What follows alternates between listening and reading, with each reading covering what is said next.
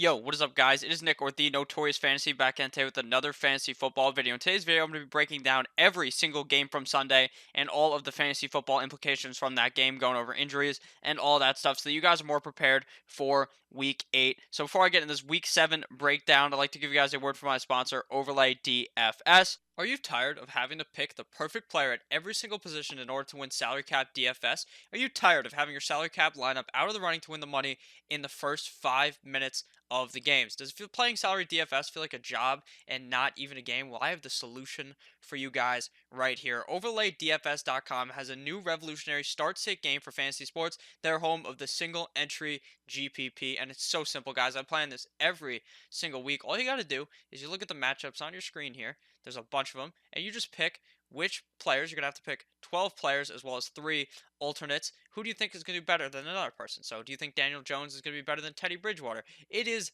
that simple, guys. That is literally all you have to do. And there's pretty much entries at every single level. This is the $2.50 one. There's $22 ones. There's even $100 ones if you are rolling in the big bucks like that. See, if you go 12-0 in this, 12-0 record gets you $2,972. So you're making way more money than the $2.50 you put in. And if you finish in the top 10% of people, you get $18, and it goes up, obviously, depending on which type of game you're playing in based upon how much you put into the game. So it's very simple. I play on it pretty much every single week. So say in week 4, if you were playing in the 12, if you went 12-0 in the $109 game, you'll win a progressive bonus of over $26,000. The object is pretty much just to stay consistent, and you get, if you finish in the top 10% of the field, you win 9 times your buy-in until you get that beautiful 12-0 and win that huge progressive bonus. So make sure that you guys check this out. It's super easy. I planned it every single week. I've been doing pretty good, but I think you guys may honestly be smarter than me and may be able to do better. So come play with me. Come check it out. OverlayDFS.com. Check it out. Link below down in the description. And we are back. Now, to start off with the first game here from Week 7, we got the LA Rams versus the Atlanta Falcons. Rams 37, Falcons 10. So the main point of this game was the fact that Matt Ryan ended up getting hurt with an ankle injury. He went 16 of 27, 159 yards, and 1 pick in that game. Obviously, Matt Schaub came in relief, threw 1 touchdown. But obviously, the thing that hurts most about that is the fact that Matt Ryan got hurt. Hopefully, the injury is not too severe. I will know tomorrow or likely soon enough, and I'll be able to tell you guys exactly how severe that injury is. I would be slightly worried, though, as a Matt Ryan owner. Now, for the Atlanta Falcons rushing, Devontae Freeman, 7 rushes for 19 yards, and he got ejected in this game. He threw a punch at Mr. A.A. Ron Darnold, and that was not good. The ref said, "Get the fuck out of here." They threw his ass out like it was a baseball game, and he got ejected, so he obviously did not perform all that well in this game. On the other hand, on the rushing side for the LA Rams, Todd Gurley went 18 of 41, which is pretty good. And then for the rushing, or for his receiving, he went 1 for 13 with a touchdown to make his run game even better, and he finished with a solid fantasy day. Jared Goff, 22 of 37 for 268 yards, 2 tutties with 0 picks, which is a great game by Mr. Jared Goff. Like I said, I believed he would bounce back, and he did. Now onto the receiving for both teams here. I'm going to talk about the LA Rams first. Robert Woods, 5 of 80, 0 touchdown. Brandon Cooks, 4 for 59, 0 touchdowns. Gerald Everett, who I predicted to have a big game here, 4 for 50 and 1 touchdown. Big game out of him. Cooper Kupp, 6 for 50. So pretty much the whole LA Rams team bounced back. Obviously, while you were definitely hoping for more of a bigger game out of a guy like Woods or Kupp or Cooks, they still did decent enough for that. You weren't pulling your hair out at the end of this one like you were if you started a guy like Devontae Freeman or Matt Ryan. On the Atlanta passing side, Julio Jones, 6 for 93, 0 touchdowns. Austin Hooper, 4 for 46 and 1 touchdown. Calvin Ridley, 4 for 30, and Mohamed Sanu 1 for 3. So a disappointing game for Sanu. The other guys played just okay. Obviously, Austin Hooper is a touchdown machine, and he's a guy you can rely upon every single week. So the big pull away from this game is the fact that Mr. Matt Ryan is injured, and the fact that Jalen Ramsey got his ass cooked by Julio Jones early in the game. Next game here is the Miami Dolphins up against the Buffalo Bills. Buffalo 31, Miami 21. In this game, Ryan Fitzmagic went 282 for 1 touchdown and 1 INT. It actually looked like in this game the Miami Dolphins were going to be able to come out and win. At half, they were leading 14-9, and then at the end of the day, they just shit the bed in the fourth quarter and let the Buffalo Bills win. Personally, as a Dolphins fan, I was very happy that the Buffalo Bills ended up winning this game. Josh Allen, 16 for 26, 202, 2 tutties, as well as 4 for 30 32 on the ground. Great game out of Josh Allen today. Like I said, this was a great matchup for Josh Allen. I honestly predicted that he would do a bit better than this, but he still finished as one of the top 10 quarterbacks on the week. Frank Gore, 11 for 55. Devin Singletary got 7 for 26. So it seems like they're going to give Devin Singletary a lot more touches. Obviously, he did not perform up to how we thought he would, but knowing the fact that he got 6-7 touches is actually good for Devin Singletary. Now, he did not get any receiving looks in this game, which is okay, though, because I think at the end of the day, he's going to keep getting more involved as the weeks go on. John Brown, 5 for 83 and a touchdown. Great game out of him, as well as Cole Beasley, 3 for 16 and a touchdown. Dawson Knox, one time if you're with me, disappointed with 2 for 22.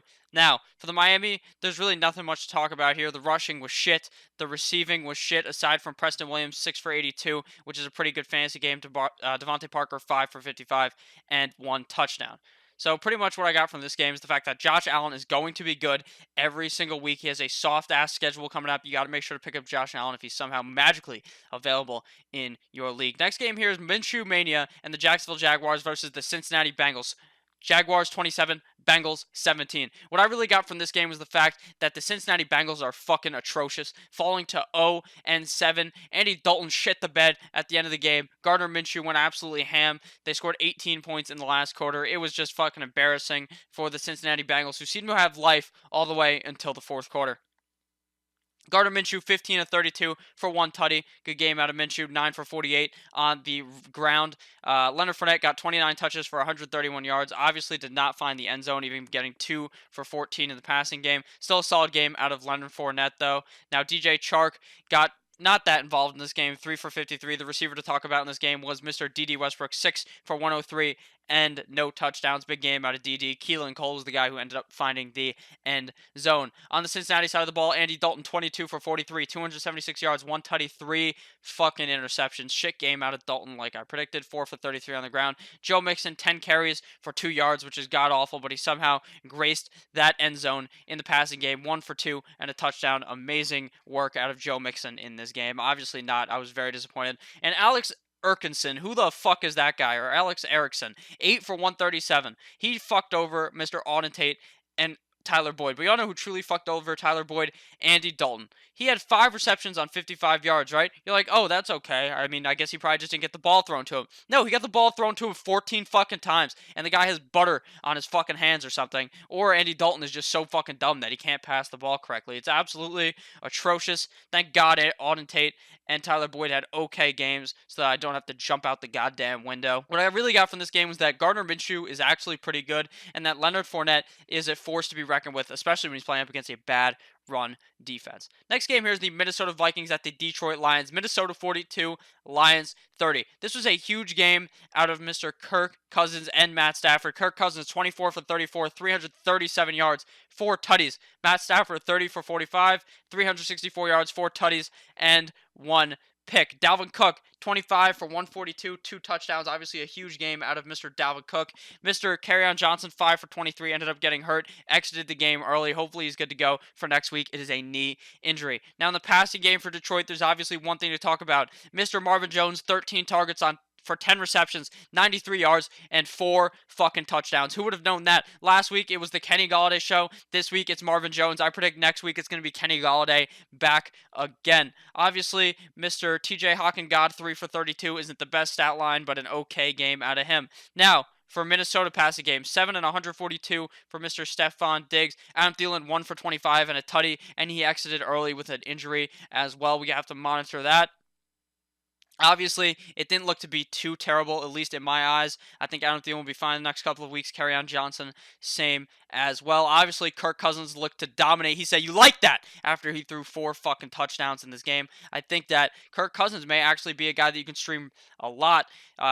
Obviously, depending on his schedule. Same thing with Matt Stafford. Both have been producing the last couple of weeks. Next game here is the Raiders at the Green Bay Packers. Packers 42, Raiders 24. Derek Carr, 22 for 28, 293 yards, 2 tutties, and 1 pick. Aaron Rodgers, 25 for 31, 429 yards, and 5 fucking touchdowns. You read that correct, or you heard that correct, I should say. 5 fucking touchdowns out of Aaron Rodgers. He double-checked everything straight into the Oakland Raiders' mouth. Josh Jacobs, who exited early and then ended up coming back, 21 for 124 in the rushing game. Solid game out of Mr. Joshua Jacobs 3 for 10 in the passing game. Aaron Jones 12 for 50, no touchdowns. Aaron Rodgers 2 for 6, 1 rushing touchdown, so he combined for 6 total fucking touchdowns. Jamal Williams 3 touches for 5 yards.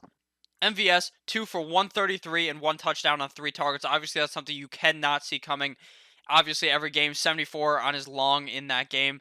That's just fucking crazy. I don't know how that even happens. That's something you cannot predict. Obviously, Mr. Allen Lazard, a lot of people were going high on him. 3 for 42. Jimmy Graham 4 for 65 and a tutty. Jake Kumarau with 1 touchdown in that game as well as Jamal Williams with 1 touchdown in the passing game. Jamal Williams and Aaron Jones had okay games. Obviously, Aaron Jones kind of did shit because until he scored that touchdown, obviously he played pretty shit. 4 for 33 and 1 touchdown. I don't even know what the fuck I'm saying because he scored that touchdown right instantly at the beginning of that game. I am smoking on something clearly here, guys.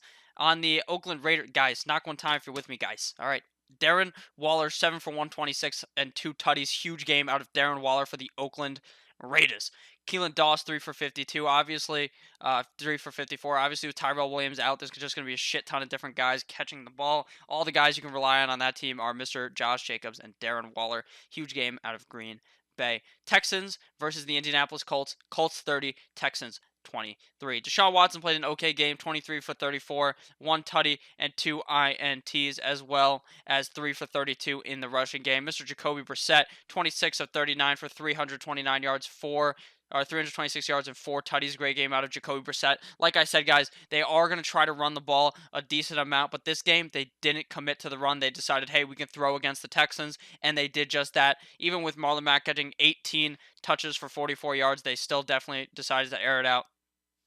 The Indianapolis receiving game, Zach Pascal, 6 for 106 and 2 touchdowns. Who the fuck is that guy? As Conor McGregor would say, who the fuck is that guy? Useless for fantasy football. T.Y. Hilton, on the other hand, 6 for 74 and a tutty. Eric Ebron, 4 for 70 and a tutty. So 2 games from 2 guys that you may have actually fucking started in your lineup. Jack Doyle, 3 for 21. Like I said, the tight end that hops to the end zone is going to be the one that is worth it this week. Carlos Hyde, 12 touches, 35 yards, no touchdowns. Duke, 7 carries, 34 yards, no touchdowns. Kiki Kuti, 1 carry for 4 yards and a touchdown. DeAndre Hopkins finally emerges. Praise the fucking Lord. Praise the fantasy Lord. DeAndre Hopkins, 9 receptions for 106 yards and 1 tutty.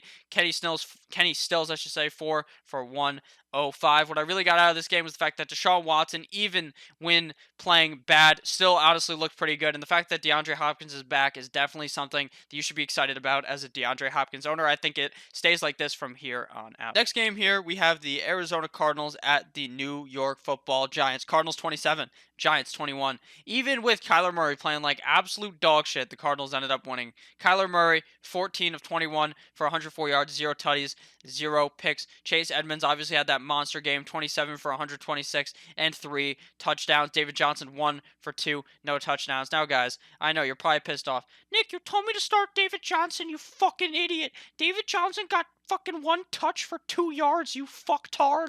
I know. I agree with you guys.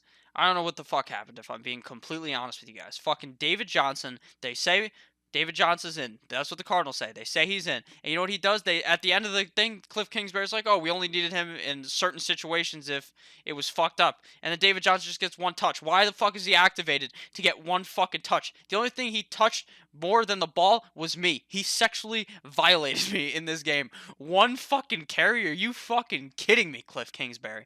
Are you fucking kidding me? He touched me right in my no-no square, right there. All right? Unfucking fair. Chase Edmonds, 27 for 3 touchdowns and 126 yards. Obviously, I told certain people to start him. If you started him over David Johnson, praise be you, because you are some type of a genius. But even if you started him as your flex, even with David Johnson playing, I said he would be productive. He had a pretty great game here. Saquon, 18 of 72 for 1 touchdown. Obviously, Saquon being back is huge for that offense. 3 for 8. In the passing game, Evan Ingram shit the bed, ended up getting hurt. 1 for 6. Not looking too hot for Evan Ingram in such a juicy matchup. In the Arizona passing game, everyone got the ball except for Mr. Larry Fitz. Only 3 targets with 1 catch for 12 yards. Absolutely did nothing. The whole passing game for Arizona really did nothing. It was just a Chase Edmonds show. Golden Tate covered by Pat Pete. 6 for 80. No touchdowns. Solid game out of him. Obviously, Rhett Ellison somehow scored instead of Evan Ingram. 2 receptions for 33 yards. What I got from this game is I guess the Cardinals Cardinals don't even need David fucking Johnson. I would predict David Johnson doesn't even play in the next couple of games, or if he plays, I'm very nervous about starting him. Next week, I'm going to be, if they are playing, I don't know, they may have a bye. If they are playing, I'm going to be so nervous about starting David Johnson. Next game here is the 49ers at the Redskins, a certified snooze fest. 49ers 9, Redskins 0. In a rainy game, a torrential fucking downpour. We are seeing guys slide across the fucking field. Jimmy G, 12 for 21, 151, and 1 pick. Case Keenum, 9 for 12, 77 yards, 0 tutties, and 0 picks. AP, 20 carries, 81 yards, and 1 fumble in that game. Tevin Coleman, 20 for 62. Matt Breida, 8 for 35. Matt Breida ended up getting hurt in that game. Let's see. Anything else to really talk about in this game? It kind of fucking sucks. Terry McLaurin, 1 for 11. Now, I'm not going to say that it was all Terry McLaurin's fault. What really happened was the fact that it was raining so fucking much that they just weren't throwing the ball. You throw the ball 12 fucking times. The odds are Terry McLaurin isn't going to be that involved in the passing game. Obviously, they were playing against a tough defense, but they threw the ball so little that I think that obviously hurt Terry McLaurin. He should be fine and good to go the next coming week, so I'm not too worried about him having one bad game. George Kittle, 3 for 38. Bad game out of him. Bad game out of pretty much everyone in this game unless you're a running back because of the fact that the weather conditions were so bad and they could not throw the fucking ball. Next game here is the Chargers at the Tennessee Titans. And Ryan Tannehill's first start as a Tennessee Titan. 23, 29, 312, 2 tutties, and 1 INT. Great game out of Mr. Ryan Tannengod. Tennessee ended up winning 23-20. Phillip Rivers, 24 of 38 for 329 yards and 2 touchdowns. Pretty solid game out of Rivers, even though they ended up losing the game. Melvin Gordon, 16 of 32, clearly looking like shit. 5 carries for 7 yards for Austin Eckler. Eckler ended up scoring in the passing game, 7 for 118 and 1 touchdown. Hunter Henry, 6 for 97. Keenan Allen, 4 for 61. Melvin Gordon ended up fumbling, but he still scored a receiving touchdown, but he ended up fumbling and causing the Chargers to lose that game. Derrick Henry, 22 touches for 90 yards and 1 touchdown. Great game out of him. Great game also out of Corey Davis, 6 for 80 and 1 touchdown. A.J. Brown, 6 for 64. Nothing else to really talk about in this game other than the fact that I really think that if I'm the Chargers, I just trade Melvin Gordon, get him the fuck out of there. Austin Eckler is clearly the better back. Next game here is the New Orleans Saints versus the Chicago Bears. Mr. New Orleans Saints at Teddy Roosevelt, 36. Chicago Bears, 25. So before I get into this, make sure you guys do end up clicking that like button down below if you've enjoyed thus far, and make sure to click that subscribe button down below if you have been enjoying, like I said. Teddy Roosevelt, 23 of 38 for 281 yards and 2 tutties. Mitchell Trubisky kissing those titties, 34 for 54, 251, 2 tutties, 0 picks. Latavius Murray, 27 for 119 and 2 touchdowns. Tariq Cohen, 3 for 10. David Montgomery, 2 for 6 and a fumble. David Montgomery took a straight fucking shit straight in your lineup. Hopefully he was wearing some Huggies because otherwise it would have ended up onto the field. Latavius Murray, obviously 27 for 119 and 2 touchdowns, a monster game. I didn't see that big of a game coming from, but like I said, he was a guy that I was willing to start in a lot of situations, and he produced in this game. If Alvin Kamara is out for a long period of time, obviously it's with his leg. Hopefully he's fine, but if he's not, Latavius Murray is clearly a start-worthy back in his absence. Michael Thomas, you can't guard Mike, 9 of 131 for 0 touchdowns. Great game out of Michael Thomas. Josh Hill ended up finding the end zone as well as Taysom Hill in that game. Also, for the Chicago receiving game, Allen Robinson, 10 for 87 and 1 touchdown. Imagine what it would look like if he had a good quarterback, and Javon Wims with 1 touchdown as well. Allen Robinson seems like a guy you got to lock in your lineup when Mitchell Trubisky is playing, even regardless of how Mitch Trubisky looks like shit. I know his stat line not too bad, 251 for 2 touchdowns, but you can't throw the ball 54 times and only get 251 yards. Mr. Teddy Roosevelt had more yards on significantly less passes. Next game here is the Ravens at the Seattle Seahawks. Ravens 30, Seahawks 16. Okay, so out of the passing game here in this Ravens game, or for the Ravens, Lamar Jackson 9 of 20 for 143 yards and 0 touchdowns, but obviously Lamar got it through the rushing game, 14 of 116 and a touchdown. It seems like he's easily going to cross 1,000 rushing yards in this game. MVP Russell Wilson not playing like an MVP, 20 of 41 for 1 tutty and 1 pick. Chris Carson had a downfall of a game in this matchup, 21 of 65, did not look all that hot. Obviously, Mark Ingram was getting a lot of use in the rushing game, 12 of 46 as well. Pretty solid game out of him. Russell Wilson 3 for 27 in the rushing game as well for Seattle. Tyler Lockett 5 of 61 and a touchdown. Jaron Brown 3 of 60. DK Metcalf 4 for 53. And then the Baltimore Ravens, Mark Andrews 2 for 39 on 8 targets. He had multiple drop balls that I thought were easily in his hand. A drop ball that could have caused a touchdown for the Ravens that I thought he should have scored. Nothing else to really talk about in this game other than the fact that Lamar Jackson actually does look really good. Obviously didn't put up a hell of a game, but the Ravens defense also did seem to be pretty legit, making multiple stops on Russell Wilson in this game. The final game here is the Sunday Night Football doozy. Philadelphia Eagles 10, Cowboys 37. This game was an absolute shit show. Carson Wentz 16 of 26 for one tutty, one pick. Dak Prescott 21 of 27 for one touchdown and one pick. Not a great showing from either QBs in this game. Jordan Howard, 11 for 50 for Philly. Ezekiel Elliott, 22 of 111 and one touchdown for Zeke. Great game out of him. I would sell him immediately at that price. 50 of 30 and one touchdown for Mr. Dak Prescott in the rushing game for 2 touchdowns combined. Tavon Austin, 1 of 20 and one touchdown. Who knew Tavon Austin was still even in the league? Who knew that guy was alive? Ever since he's been on the Rams, he's been a certified shit show. I didn't even know he was on the Cowboys. Amari Cooper, 5 of 106 for 0 touchdowns. Ezekiel Elliott 6 for 36 and 0 touchdowns. Michael Gallup 3 for 34 and 0 touchdowns. Honestly, Amari Cooper playing good is something I did not see coming at all. I thought that injury was really going to hamper him in this game, but he's ended up coming out and playing well. Jason Witten 4 for 33. Obviously, the Philadelphia passing game wasn't too hot either. Dallas Goedert 4 of 69 for one touchdown. Shout out to someone who commented on my videos that Dallas Goedert was a good sleeper. He ended up scoring and pulling through for you there. Alshon Jeffrey 2 of 38 ended up getting banged up but returned to the game. Zach Ertz 2 of 38. Not a hot showing from him either. So pretty much what I got from this game is that the Eagles defense fucking sucks and that the Cowboys offense really isn't that good. It's just the fact that the Eagles defense sucks. So thank you guys all for watching this video. I hope that you guys ended up enjoying. If you did end up enjoying, make sure to click that subscribe button down below. Make sure to check out overlaydfs.com. Link down below in the description. I love you all. Have a great rest of your Monday. Goodbye, friends.